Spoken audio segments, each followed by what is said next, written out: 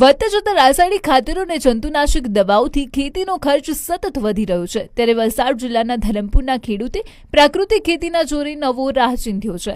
ધરમપુરના હસમુખભાઈ પટેલે ગાય આધારિત પ્રાકૃતિક ખેતી અપનાવીને ન માત્ર જમીનની ફળદ્રુપતા બચાવી છે, પરંતુ જીવામૃત અને ઘન જીવામૃતના પ્રયોગથી ખેતીને નફાકારક બનાવીને મબલખ કમાણી પણ કરી છે. હસમુખભાઈ આજે મિશ્ર ખેતી પદ્ધતિ દ્વારા જુવાર, ઘઉં અને વિવિધ શાકભાજીનું ઝેરમુક્ત ઉત્પાદન કરી રહ્યા છે. મહત્વની વાત તો એ છે કે તેમના ખેતરે ઉગેલા શુદ્ધ શાકભાજી લેવા માટે ગ્રાહકો સામેથી ખેતર સુધી ખેંચાઈ આવે છે.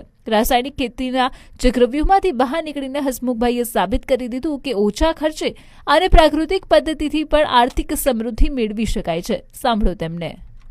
પ્રાકૃતિક ખેતીમાં ખાસ તો એના રક્ષણ માટે ભૂંડ કે એના માટે જાળીનો ખર્ચ હોય, બાકી ખાતર, પાણી, બિયારણથી માંડીને કોઈ ખર્ચ આવતો નથી, કારણ કે એમાંથી જ અમે ઉત્પન્ન કરીએ છીએ.